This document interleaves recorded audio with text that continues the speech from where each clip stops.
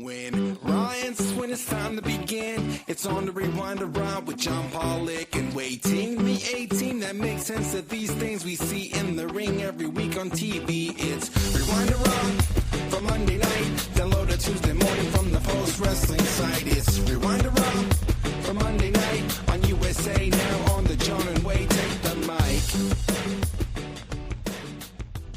Hello, world.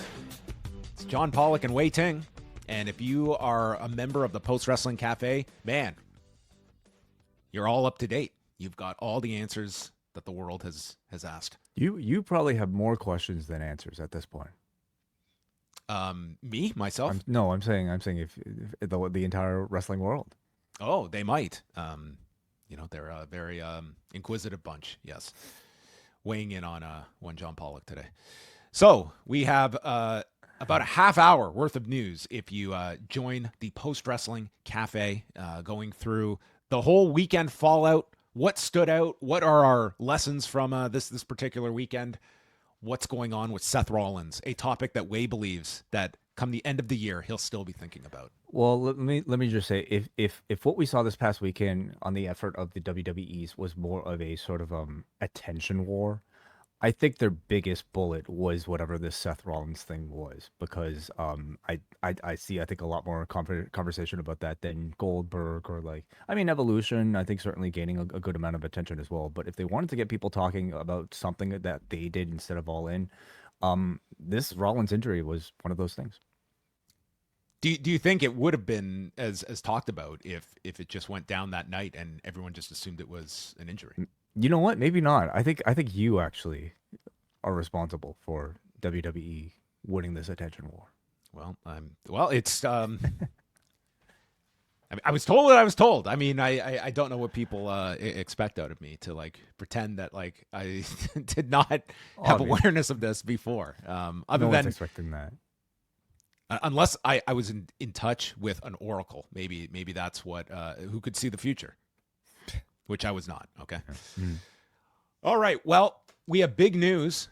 It's the G1 season. It kicks off this weekend. That means it's time for the annual Post Wrestling G1 contest, postwrestling.com/G1. Now, you are going to have to go through a very quick play-in round, okay? You've got to run through the gauntlet and get your picks in by Thursday at midnight. It's free to enter. Again, postwrestling.com/G1, and then you will be part of the ride for the next month as we will be keeping tabs on all of your picks. You got to make picks for all of the tournament matches, who's coming out of this thing as the winner. So this is always a fun contest each year, and we will be doing updates throughout all of our podcasts covering every single tournament match over the next month. And our coverage actually kicks off Thursday because Bruce Lord and I are going to get together for a free show with a whole preview of the G1. That will be dropping on Thursday. And then the first G1 podcast will be released Sunday with Karen Peterson and Bruce Lord going through the first two nights, which have 20 matches between them on night 1 and night 2. And then you'll be getting the whole post-wrestling team coming together for various shows over the next month. Myself, Wei Ting, Eric Marcotte, W.H. Park, the whole Karen group. Peterson, Kate from Montreal. That is right. We have a loaded roster, as usual, that are ready to tackle the G1 over the next month. Yeah, just submitted my ballot today in the pool, and I'm so really cold on current New Japan, and I'm so short on time to actually think about it. Oh, I'm you basically might win. You might be the favorite. I'm randomizing this year, and if past I'm just whatever blindly choosing, right? And if past indicators are anything to go by, I think I'm going to do fairly decently. Okay, I love it. So I encourage you to do that too, even if you don't have all the time to study and think about every scenario. Just make a random ballot, just enter. It's completely for free and adds a whole lot of fun to the experience. Okay, so again, postwrestling.com/G1 to enter. Also, we want to make mention that this Thursday, we're doing our ASK-A-WAI mailbag show, and we are calling on your questions, which you can submit in the ASK-A-WAI mailbag thread at forum.postwrestling.com. Anyone can submit questions, and we will get to all of them on Thursday's show. As well, memo.fm/postwrestling. It's a free way to send an audio question that we can also accept your questions. So forum.postwrestling.com, memo.fm/postwrestling. We have a ton of shows coming up this week. We won't get into all of them, but we will have a Superman review on DCU later with Rich Fann and WH Park that I will be listening to. I'm getting a sneak preview of the podcast when I meet up with WH Park for Vietnamese coffee on Tuesday morning. Is that right? Yes. I know the place. It's great. I actually took you there once. I don't know if you remember. Oh, yes.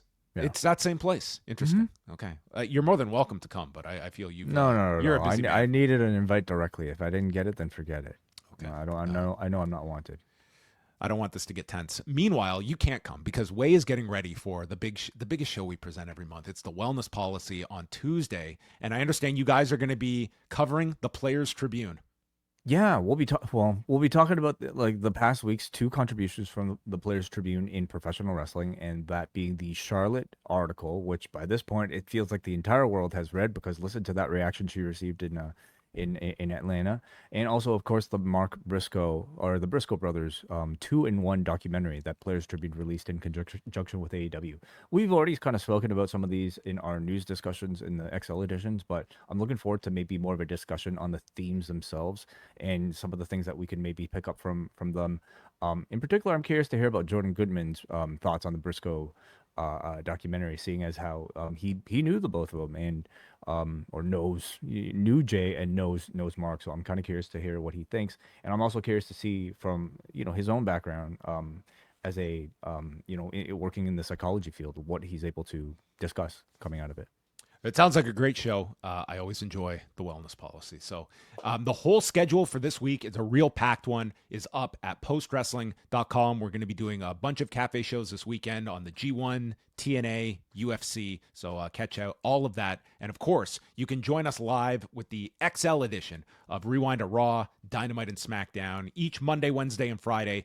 Go XL, postwrestlingcafe.com. And if you sign up, this week, it will carry you through to the end of the G1. Time it out. The G1 goes until August 17th. So if you sign up, it will give you the 30 days access if you sign up later this week. So there you have it.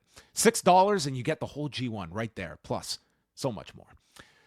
Tonight, Raw was in Birmingham, Alabama, the surgeon capital of the world, with Mayor James Andrews and Jeffrey Dugas. And they were at the... Is Birmingham, Alabama the new medical facility? Like what do they call it? It's the local medical facility. Yes. It's now become a in-universe term. Yes. This is where for serious injury. Paul Levesque was extending his quad to the sound of U2. Yes. Legendary. Mm-hmm. The Legacy Arena, 10,091 tickets out per WrestleTix, and we started off with a recap of the weekend, and then we get the intros, including the Sethless Riders, as Paul Heyman entered with Braun Breaker and Bronson Reed, and Heyman clutching the Money in the Bank briefcase. So the briefcase is present, but Rollins was not. So, and they stated later we will get a health update on Seth Rollins from Paul Heyman, and what an update Paul Heyman would provide us. Dr. Heyman.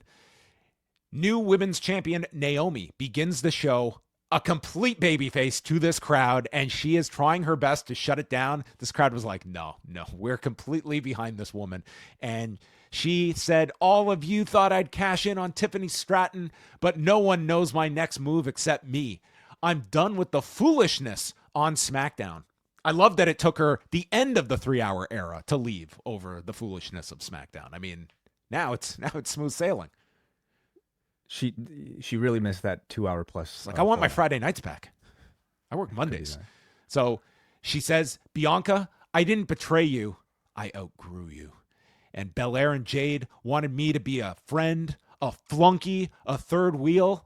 But who has the upper hand now, bitches? And with that comes Rhea Ripley, who's pissed. She says, I'm not cautious. I'm reckless, and I'm pissed. I went into Evolution with 2 goals, beating Io Sky for the first time outside of that live event in December of 2019 and winning my title back, and you prevented me from accomplishing either of them. So, you just made the list. Sure, yeah. Mm-hmm. She added her to my list. Uh-huh. This felt like a your list. Direct borrowing. Io is out next. She gets a big chant. We pretty much had like 3 big baby faces here among them. Well, I mean, I think that was more of an indicator of just like, I mean, in the case of Io and Rhea, they actually are both baby faces. But in the case of Naomi, there's just like this sort of real world sort of reference I think people have for her, seeing how much she's waited for this, all she's been through to get to this point. So, I mean, I anticipated to just be maybe more of a one night only type of reaction. Io explains with respect to Rhea, get in line. And she says she's come to get her title back from Naomi. And Naomi says, I don't understand what you said, foreigner. Yeah, I mean, this got a laugh. I didn't love this, John. You know, I feel like this is like something that you could like expect from like a late 90s type of like professional wrestling presentation in 2025, and with as good and clear English as Io has, you know, gotten to. I thought this was totally unnecessary. Well, Adam Pearce comes out. He welcomes Naomi to Raw, congratulates her on her big win, and called their match magic last night. And SummerSlam needs to be bigger than ever this year because it's 2 nights. I mean, by definition, it's bigger than ever. Mm-hmm. Literally. Yeah. And they need to bring the magic to SummerSlam with a 3-way match. And everyone's down for it. So now we get into the rushed lineup for SummerSlam. And that was all about tonight. And how many weeks are we away? We got 3 weeks away.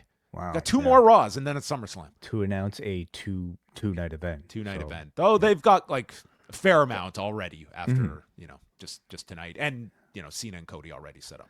Yeah. The I didn't understand you line aside. I actually thought this was a great new title win promo from Naomi. I think, you know, we've seen her hold the title before during her Glow days, of course, but I think now she holds that championship with a whole new renewed character, first of all, but I would also say like competence at this and incredible confidence as well in just kind of like knowing how to do this professional wrestling thing. You know, it doesn't feel like she's just grateful to be here. It feels like she feels she's deserving of this spot and has had to wait for it for a long time.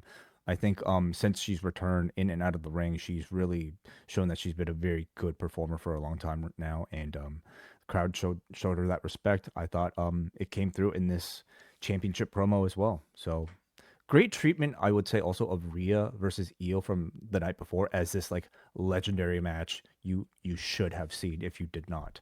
I think they're great at promoting like these big matches afterwards to feel even bigger than they actually were.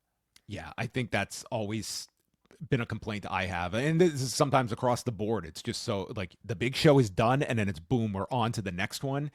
I think there is something to say, and they should absolutely do this. Like Wednesday, they should treat it as this historic show, and if you miss this, you missed a giant event. Like you do have to kind of create that FOMO for your audience that did not watch it and make them, you know, want to go back and see what they missed. Judgment Day is in the back. Balor's holding all the belts. Balor's so good in this role as the guy that is just stirring the pot. Dom says that AJ Styles is stalking him, and Balor says that Raquel and Roxanne need all of their support, and we get Raquel, who is now slowly warming up to Perez after their title defense on Sunday. Balor suggests that Dom corners them tonight when they face the Kabuki Warriors, and to make sure, this was weird. Dom is like, why? And Balor said to make sure that the tag titles stay here for Liv. But the tag titles were not on the line in the next match. I guess to make sure that they don't beat them to earn a title shot. Can we assume that? We can't even let the door be open slightly. So as Dom leaves, Balor just smirks, looking at Liv's photo, and says, yeah, for Liv. Yeah. Yeah. I mean, all of this is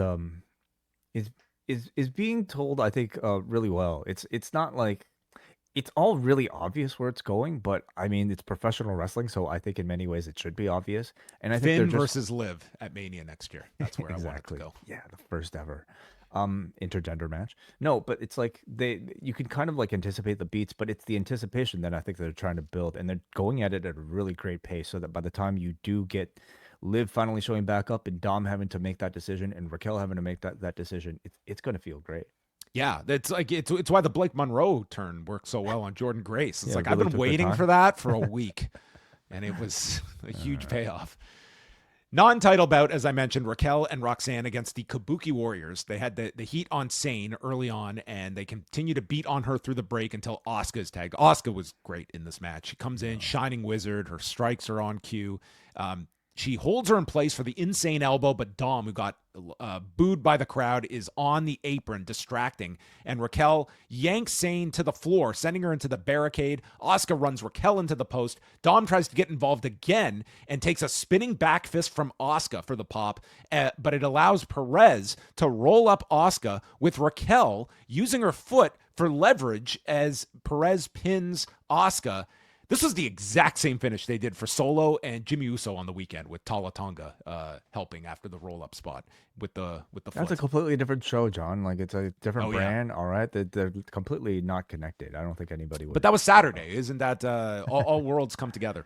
So 10 minutes, 22 seconds, and the champions win here. So didn't really create much of a challenge for them, but maybe that's the role of these tag titles. It's like WWE's strategy. Let's get rid of everyone. We don't need any competition. Well, there's another path to earning a championship match if you're in a tag team in the women's division, John. And I think they go to the walking into Adam Pearce's office and stating, "Hey, we're going to team up. You've got a title shot." They were number one contenders as of Sunday. Now they go to the back of the line where they're number two contenders for the tag the team back of the shot. line is not as detrimental in this division. Well, something tells me that Maxine and Natalia still likely aren't getting a title opportunity despite all this. No, and they did not make it to the end of the Battle Royal together to have that conflict resolve. Jackie Redmond is with Heyman, Breaker, and Reed, and Jackie Redmond asks Heyman for an update on Seth Rollins, and his answer is, it's too soon. He has until June to cash in. Until then, his health is not a concern. So tonight, Braun will run the gauntlet. He will go to SummerSlam, and he will defeat Gunther. And that was our health update on Seth Rollins. Yeah. I was expecting like an MRI. I was expecting X-rays or visit to How long does it take to get a diagnosis from a surgeon in Birmingham? I have to think that we might see something on socials, perhaps. Maybe social media. Okay, look for that. Okay. There's footage of The Miz and George Kittle at the American Century Championship in Lake Tahoe, where Miz shoves Kittle. Kittle lays him out with a running boot, and the announcers just cackle over how stupid this looked, and I cannot blame them one bit. Yeah, I think this sort of thing often works at these sort of non-wrestling places, but a golf course is maybe the last place you would want to have, a wrestling thing, and not because the people there might not enjoy it, but because there's no reaction, and this almost felt like a Thunderdome era thing where it's kind of weird to see wrestling with look at everyone going wild in the back at this. It's people just aren't used to laughing or even hollering, I guess, at these events, but yeah. They love this mainstream stuff, don't they? This was his mainstream. When are we going to get the George Kittle, Logan Paul match? Yeah. Kittle me this. I can't wait. Maybe that'll be Mania next year with Mr. Beast. Jackie is with Lyra Valkyria. This is so funny. She asks her about facing Bayley next in a 2 out of 3 falls match, and Lyra's answer is, "I'm so sick of being asked about Bayley." I'm like, it's your opponent coming up. What did you think this interview was going to be about? Hey, how's the weather? So Bayley walks in, says, "You want this title shot? I need this title shot. So stay the hell out of my way," which is going to be really hard when we've got 3 falls scheduled. How can I navigate you in a one-on-one match? I just had a few follow-up questions to all of this. Yeah. Great question. Sure. Yeah. But thankfully, the promo is not what people are going to be talking about. Instead, it was this 2 out of 3 falls match between them. Michael Cole stats himself. This is the 15th 2 out of 3 falls match in the history of Raw, and the first since Sami Zayn and Braun Breaker last year. All right. 15. Tells me this has not been a winning concept for live cable programming on a weekly basis. Done 15 of these in 32 years. I mean, I guess it's unusual. it can work. But How many of those best of 3 falls were all done during that era that Vince wouldn't allow wrestling to go through the commercial breaks? That was probably where 13 of them occurred. Probably, yeah.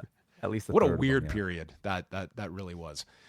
Cole states that this was a weird stat. Cole says Bayley has not won a match since leaving WWE due to injuries. So the WrestleMania attack angle. It's like, she just wrestled for the belt last night. She's now in a match to get another title match. And you're telling me she hasn't won a match during this whole period?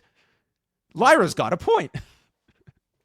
Did we not just have Corey's reaction was great. Corey couldn't even believe this. He's like, I'm stunned by that. Did we not just have this conversation about the tag team division? Okay, and the path to those championships. All you have to do is just ask.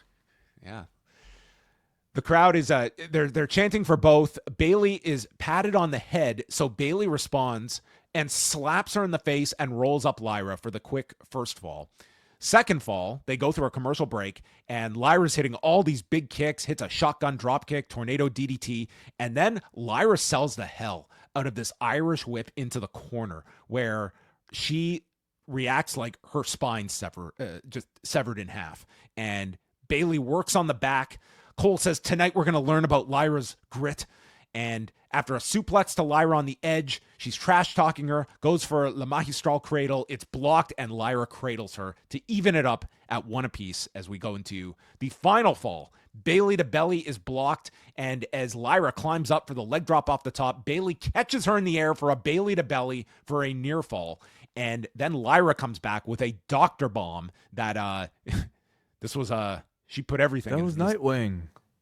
Yeah, that's right, because Michael Cole called it the Nightwing. Corey just politely mentioned, oh, that gut wrench sit out power bomb. And then Cole is like, yeah, but if she had maneuvered her onto her shoulders and done something completely different, it would have been the Nightwing. And Corey's like, exactly. Dude, what happened? Cole had a rough 24 hours. I'll just say. Yeah, you see, if she just was born with a completely different name, she would be Candice Michelle. Candice Michelle's going to SummerSlam. So, dude, Bayley does a sunset bomb, sending Lyra into the steps, and then she applies the Bayley statement onto Lyra, kicks off the rope into the middle, allowing Lyra to roll out into the Night Doctor bomb and hits the Nightwing to win in 20 minutes. Move calling aside, I thought this was a great match that these two had. Really, really strong. I'm never the biggest proponent of 2 out of 3 falls matches, especially on WWE television, where they tend to just rush so much. But they rushed the first one, but the second and especially the third, they got plenty of time. And this was just a great, great match that these two had. I didn't mind the 2 out of 3 false stip. I also think that these two would have just had a great match regardless of that stipulation. I thought this match was awesome. You know, it's like these two had a great match with Becky at Evolution. And it's almost like, you know, they were like, we had such a great match that Io and Rhea is getting all this treatment for their match being billed as this legendary match. And it's almost like these two decided to take that attention back because they just worked their asses off to make this match outstanding. Yeah. I thought that Evolution match was great. I thought very highly of that 3-way to the point that after this, I was almost wishing they had just done Becky and Bayley last night, and this 3-way would be the SummerSlam match because anyway, they're going with Lyra and Becky once again at SummerSlam. But I'm sure Lyra these and Becky... three, they just have a real great chemistry together, and this was a solid match on Raw. Yeah, I was very intrigued in this scenario to see Lyra booked so hard as a babyface for the majority of the match. She was the first to take a fall. She worked with an injury for most of the match that she eventually had to overcome. Bayley was taking advantage of the injury. Lyra is getting all of these desperation pins, and to that end, I thought Lyra's selling and just positioning as an especially underdog. The back. Yeah, she was great. But it all makes sense when you consider that she's going to enter the Becky match as the baby face, right? You know, so I did find it maybe a little bit abrupt, but I also think that I think they've done a good job of keeping her sort of in this warm tweener role where she would never fully turn. She was just angry at the misunderstanding and being overlooked by these other two. So she's kind of carrying a bit more of an aggressive edge with her into this Becky match the next round, and I'm curious to see what the results are. I think she's done such a great job with all of her performances in and out of the ring, and I'm happy to see that she's been kept as a focal point in the sort of IC title discussion, despite losing it. And they've pulled out this this story now with Bayley where she's been constantly losing that I feel was brought up for a reason. And the fact that she said, I need to win this match, that there's probably a story coming out of this with Bayley as well. But she was out, Lyra's in the ring, and out walks Becky Hogan in the red and yellow. As she has been obviously leaning into this nickname that is taken off, that Becky has refuted being. She actually leaned into it. Has she? Well, she wore the red and yellow here. I took this as a pretty strong leaning into. You're probably right about that. I don't think this was a coincidence. Okay. Jackie is with Stephanie Vaquer, who came here to become a champion, and she's got the title shot at Clash in Paris. Secret Hervis enters with Green thinking that I should be representing WWE in Paris. It's like, is this going to be a one-match PLE that Paris gets? In a championship fight, I guess you're more of a representative. She says, you call yourself La Prima Vera. I think that means loser. Was this more or less offensive than the foreigner line? This was not a good night for non-English. Thing is, she's supposed to be an idiot. So La Primavera. it's more of a Santino type of mistake, I think. So Niven and Fire block Vaquer from getting at Green, and Green says, I've got a Hall of Famer to face tonight, and you can look, but you can't touch. As Nikki Bella would be in action against Chelsea momentarily. Yeah. No explanation of like SmackDown talent being on Raw, but who cares? Like at this point. I'm sorry, but who are the SmackDown talent? Are all of them SmackDown talent? It's Chelsea and the Secret Service. Oh, okay. Stephanie is Raw. Yes. Okay. It doesn't matter. I would fail this test so badly if you asked me where is LA Knight supposed to be. I do not know. I think this regime, started off like maybe trying to take it a bit seriously, and even they too realized like, fuck it. Like, it's been 20 years. They shouldn't. I don't care about this. If you need people on Raw, put them on Raw. If you need them on SmackDown for a week, put them on SmackDown. I do not care. Sammy, Killer Cross and Scarlett have a vignette calling themselves your favorite bad guys and asks where Sami Zayn is.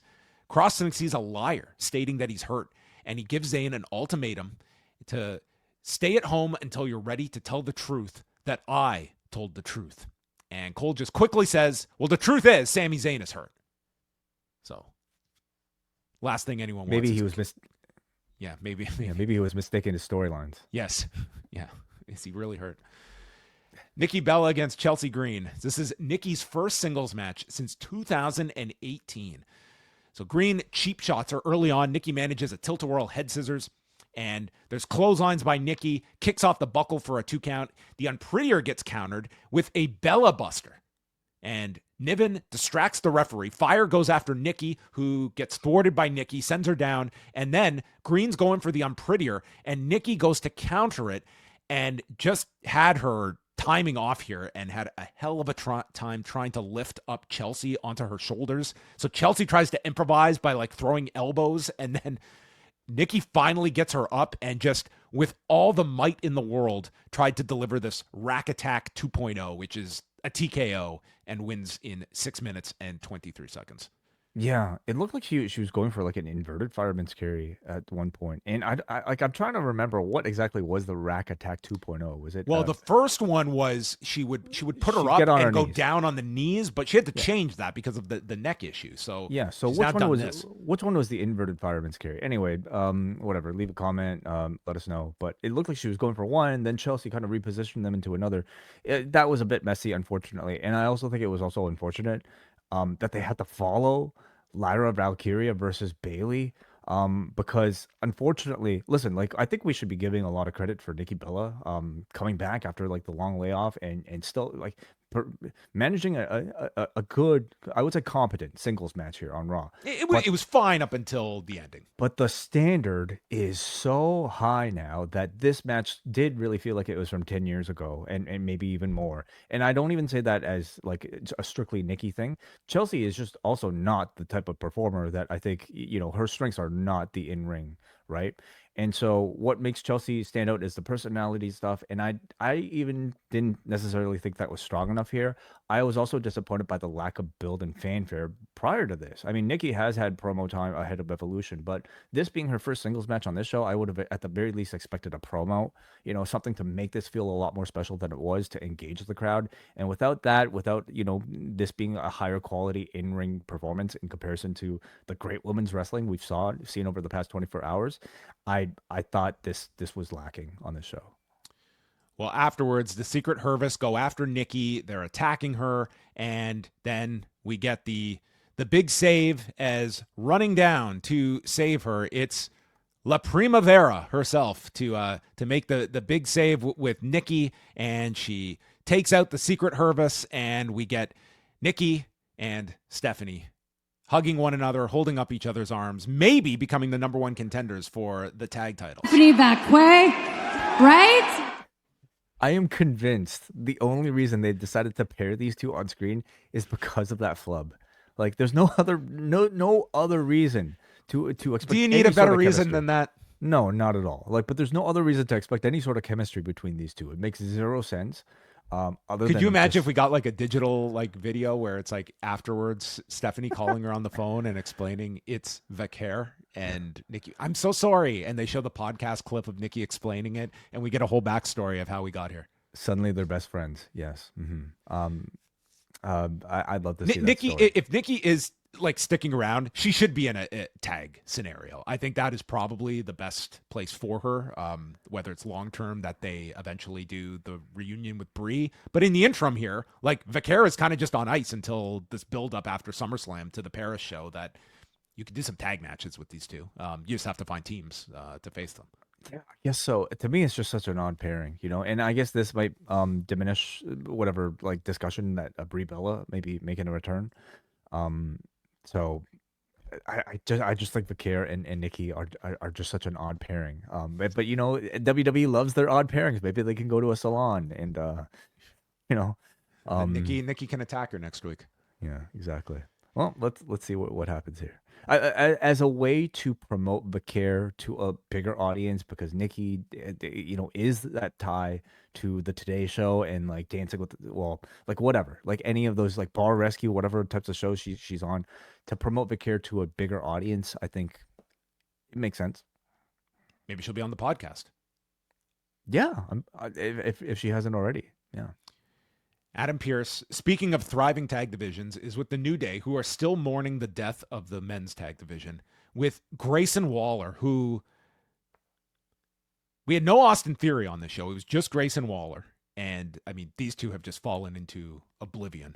Grayson Waller is like their handler. He's just there as the third wheel here for the New Day. Mm-hmm. I don't know what his role is. I feel like a lot of this has probably been told in the Netflix commercial breaks, so I don't watch those. So I feel like I'm kind of lost on all of this. Well, they want a rematch.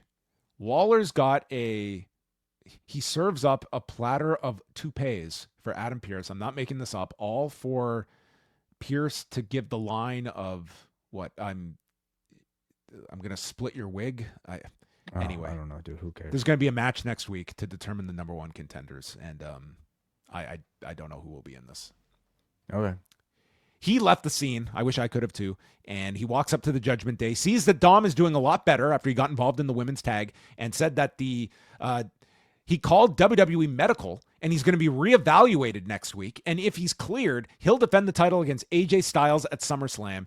And Dom turns around, and there is AJ praying to God, and he's still got his eyes on Dom. So they're definitely having some fun with AJ. And this guy is doing this is an easy day's work of his demands. I'm sure he rather would be doing this than, doing springboard 450s.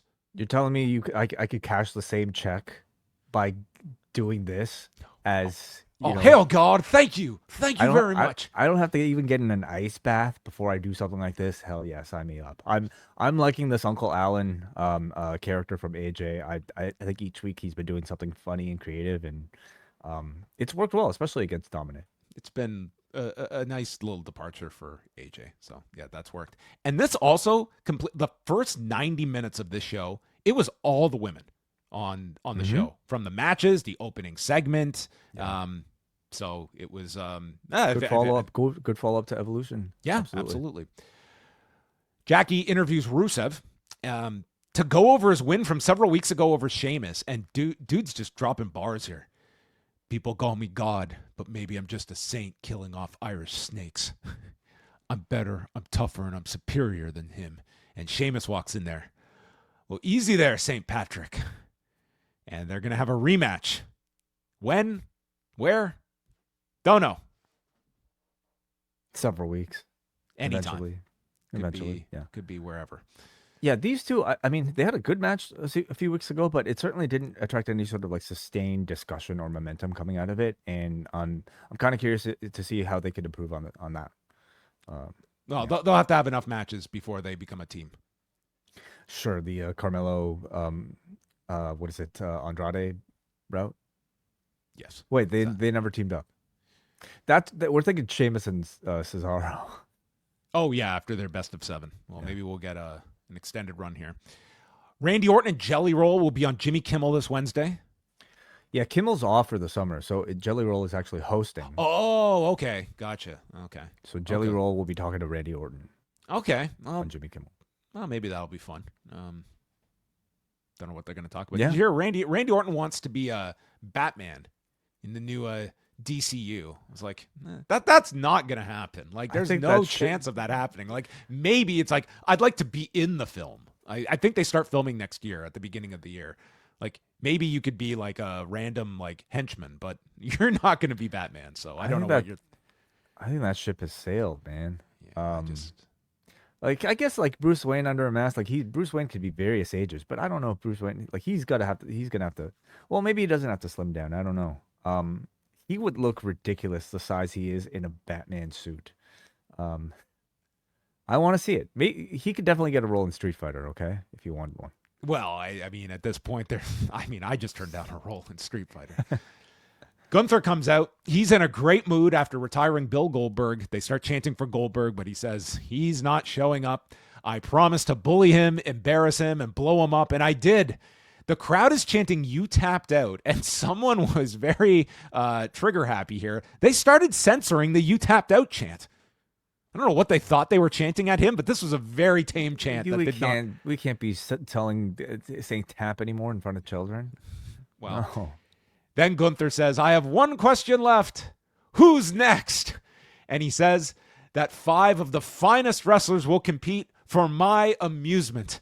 And he gets cut off by Braun Breaker coming out with Paul Heyman. Heyman extends his hand to Gunther and goes to do his introduction to Braun, but Gunther cuts him off, says, Paul, I am aware of what your name is. I'm not interested in hearing what you have to say, and I'm now going to leave. And Braun stands in his way, and Heyman goes on to explain that Braun is going to run the gauntlet, beat Gunther at SummerSlam. He says that you've never been speared until you've been speared by Breaker. Braun is the next big thing, the big dog. This is his yard, and he's a Steiner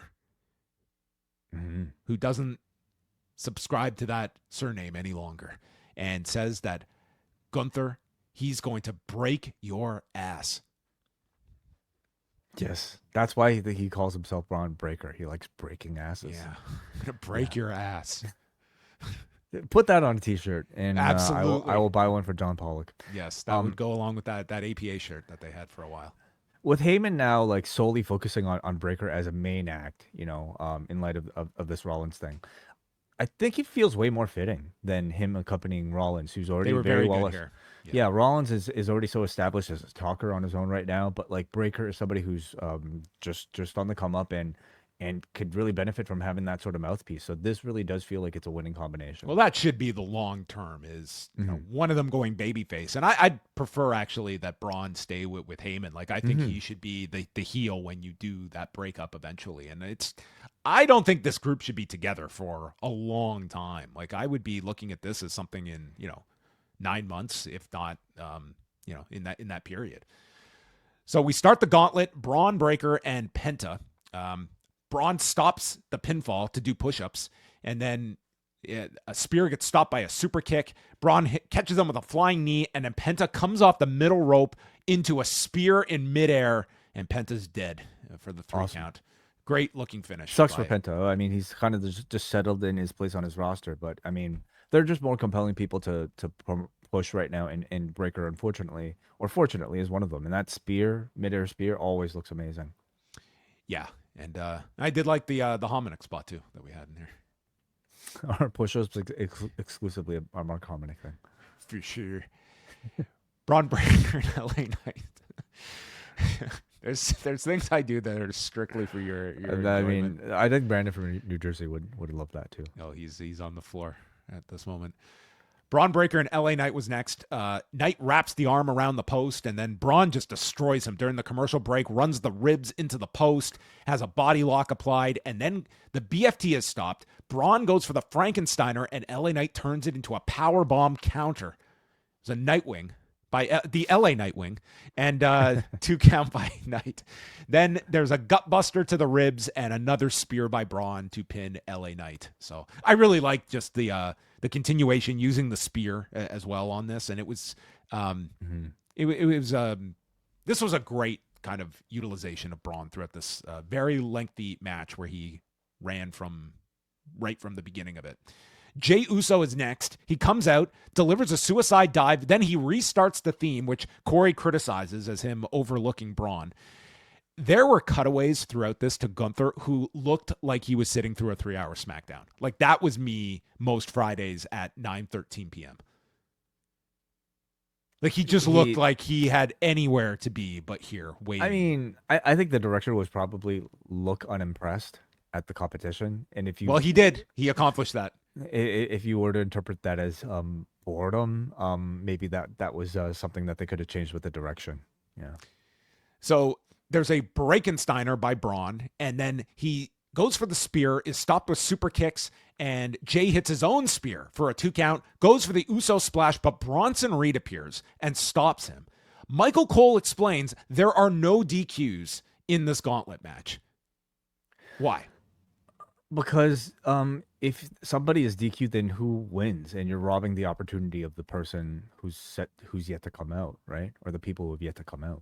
The person that's the person that you are penalized. Okay, so then what's to stop somebody from intentionally getting DQ'd? Like okay, Penta versus Braun Breaker. What's to stop Bronson Reed from attacking Braun Breaker to give Braun the win? What's to stop me from getting 5 people to just jump my opponent during each fall? Well, nothing. Nothing is stopping that. And that is the same thing you could say about any sort of multi-person match with more than 2 people. I mean, this is kind of just the logic of any match. You could do all of this in any match. Yeah. Every triple threat is a... Why don't we eliminate DQs all unilaterally? Some promotions have done that. Yeah, maybe there's an argument to be had. So Jay is gone after this. How did it end here? Braun spears him. So 3rd spear in a row. Bronson Reed and then spear. Yeah. A lot of bronze here. So CM Punk is the 5th one out. He's in Bret Hart season with his colors and goes after Braun. He's got the jacket on. He won't even take the jacket off as he hits a bulldog. So checking off all the Hart members here. Okay. Jacket and the bulldog. Right. Okay. Punk then leaps onto Braun on the desk, and Braun takes over, and he's looking into the camera. What time is it, Stu? Is it clobbering time? So Braun's going through the Hart family members too. We got Brett's colors, a bulldog, and we got Stu mentioned here. Oh my God. Yes. Okay. It's a long night. Okay. Is folks. Stu when are we going to get the sort of video package about Stu? Okay. Cena's retirement. He's going to put the camera on Stu. Ooh, I love it. That's going to be the final one. Stu We're finally going to makes the run Stu down the ramp. Yeah. And then he trips. Yeah, that's how Cena does his send-off. Wow. Braun hits him with a break, goes for the Breakensteiner, but it's turned into a sunset roll-up. Punk's on top. Then Reed gets involved and stops him. Punk lands the elbow off the top into the Anaconda Vice. Reed breaks up the cover. So we're now in a handicap gauntlet match. Maybe Reed can go to SummerSlam. He sets up for the tsunami. When Jay comes back, just does everyone come out, and he attacks Reed, takes him out of the fray, and Braun's spear gets stopped with a kick and a GTS as Punk pins Braun. Braun ends up going 41 minutes and 18 seconds for this gauntlet match, and Punk won this thing in like 8 minutes. So he will now challenge Gunther at SummerSlam. Yeah, usually like that sort of contrast is reserved for like different people in different roles. The person doing the Iron Man typically is the babyface, and the person coming in and getting the easy win is like the perfect thing for the heel. But in this scenario, CM Punk trumps all, and the crowd loves CM Punk. No, right? we're not sending Phil out for 41 minutes.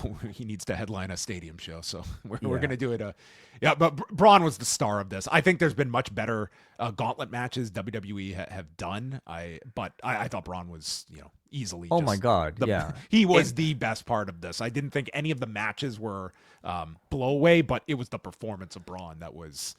He was the guy you'd want to have in this for the 41 minutes. But by design, this entire thing was meant to promote Braun by giving him this Iron Man spot, and I think it looked like he barely needed to use his tank at all. Like it felt like we were just barely scratching the surface of like what this guy's cardio limit will be. So he's just a next level athlete, and garnered a great reaction, and I think ended every single match with like a very significant reaction because of those great looking spears. I just wish we got a spot where he put on cowboy boots and stood on top of Vince McMahon, so we get a Bruce Hart spot. Yes. Mm-hmm. So Punk signals for the belt, looking up at Gunther, who's probably just looking at his watch. He's got to get out of here. And Reed comes and attacks. Jay comes back. Braun then spears Jay. The whole place is chanting OTC, and they go to stack Jay and Punk for a tsunami when Roman Reigns makes his return. OTC 1. And he comes in. He lays out everybody. Superman punch to Reed. Superman punch to Braun. And then a spear to Reed. Helps Jay up to his feet.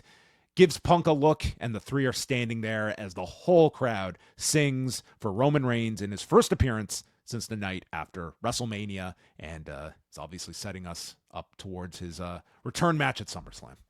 Yeah, I thought this was a great conclusion to the show. These infrequent appearances have really continued to make Roman feel very special. He still feels like a main character despite not being a champion for quite some time now.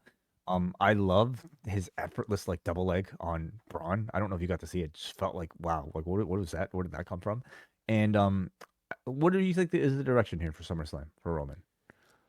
I mean, you certainly came out of this with the idea of they could do the tag match, but I'm also looking at the fact that there are 2 nights of SummerSlam, and I mean, you did have Jay specifically target Bronson for his run-in. I would love to see Roman and Braun. It's like they've almost built up Braun so much that I feel for SummerSlam, Reigns and Braun is the play. I'm more feeling so than the tag match. I'm feeling more tag team myself because I think Jay needs a role, and Jay versus Reed just doesn't feel big enough. I also think the story potential of just Jay and Roman in a tag team together again is a big deal. Yes, I know they did War Games together, but I think there's still so much ice to be thawed between the two that I think it would make for pretty compelling television. And again, forget SmackDown, forget Raw, forget these lines. We're in SummerSlam season, was Roman drafted tonight? Yeah. Pierce signed him. Dude, it doesn't matter. Signed him at midnight. Breaker versus Roman is going to be massive at some point. And I could see that, being SummerSlam if that's the direction they wanted to. But I could also see them wanting to pace it and save that for a bigger or a different show later on. So there you go. That was Raw. I thought it overall a very good follow-up show to the weekend's events that they held, and they kind of have to jettison a lot to get ready for SummerSlam, but I would say the show is shaping up pretty well. It was a good return with Roman. I thought that the 2 out of 3 falls match was excellent. Braun Breaker was tremendous on the show as well. And those would be the high points of the show. I quite enjoyed Raw. I thought it was a great follow up to the weekend.